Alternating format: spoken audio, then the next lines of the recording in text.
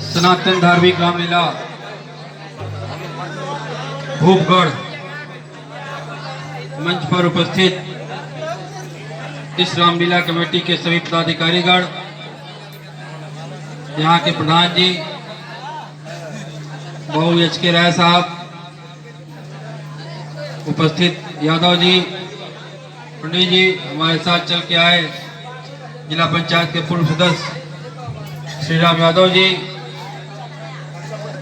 यहाँ भूपगढ़ और इसके आसपास से आए हुए सभी सम्मानित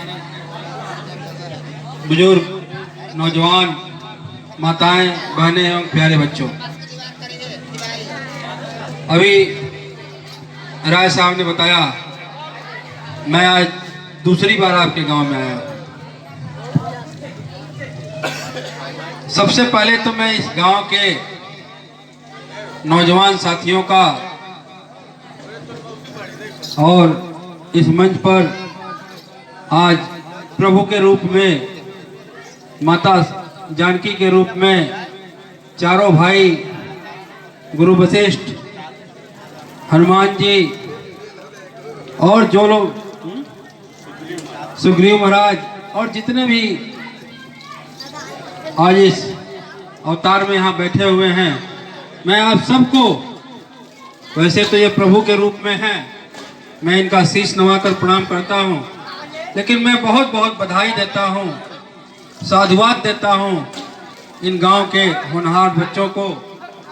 दोपहर में मुझे पता चला था कि ये सारा रोल, ये सारा जो रामलीला का मंचन है, ये जो कलाकार लोग हैं, कलाकार इनको ना कहा जाए, जो प्रभु के और अन्य लोगों का जो रूप में यहाँ पे विराजमान हैं, ये सब इस गांव के नौनिहाल हैं।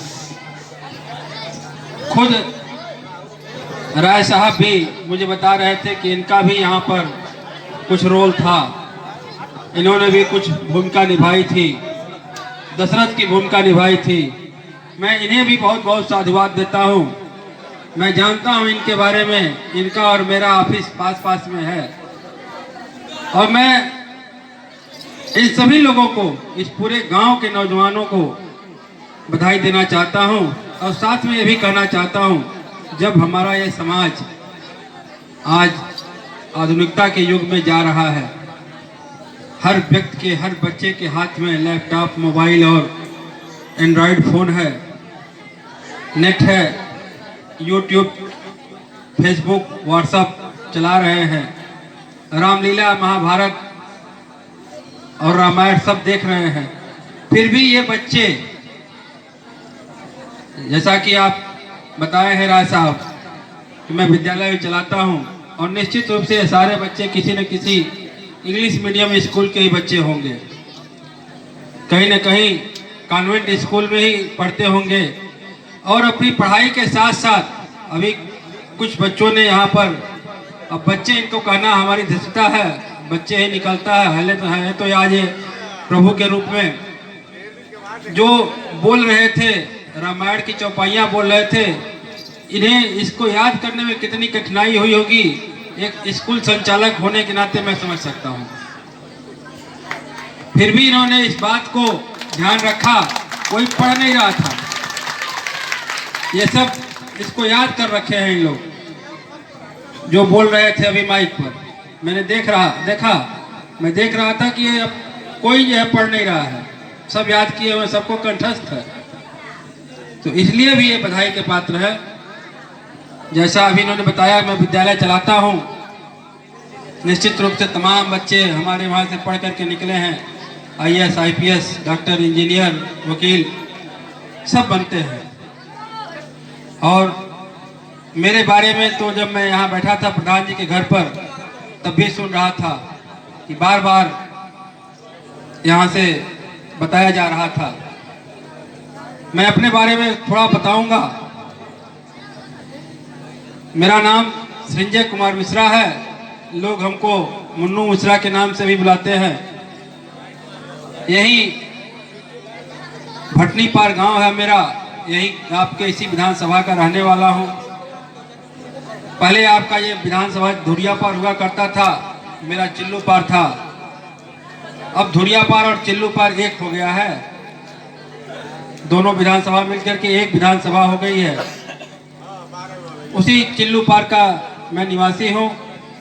1993 में, जो यहाँ बड़े बुजुर्ग हैं वो जानते होंगे, भारतीय जनता पार्टी के टिकट पर मेरे बड़े भाई पंडित TN मिश्रा जी वहाँ से चुनाव लड़े थे। 32,000 वोट मिला था, मात्र कुछ वोटों से चुनाव हार गए थे। इस बार मेरा यहाँ आने का उद्देश्य, राय साहब ने तो आपको कई बार बता दिया, मैं भी बता देना चाहता हूँ कि आगामी विधानसभा चुनाव 2022 का चुनाव मुझे लड़ना है भारतीय जनता पार्टी के टिकट से। मैंने पार्टी में आवेदन भी कर दिया है, आश्वासन भी है कि आप जाइए, क्षेत्र में घूमिए। उसी क्रम में मैं आज दोपहर में आया था। इन्होंने कहा कि अब ठीक है, अब आप एक बार आ गए। हमने कहा नहीं, मैं शाम को रामलीला में भी बहुत जरूर आऊँगा। और आज तो मेरा परम सौभाग्य है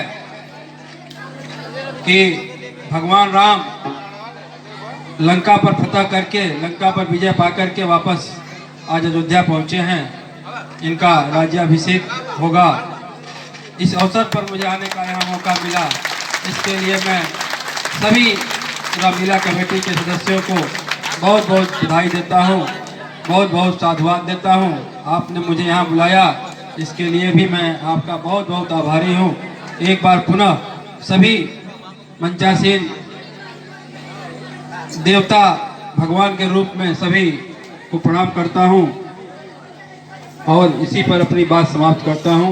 जय हिंद, जय भारत, जय श्री राम। पुलिस रामचंद्र की जय, की जय।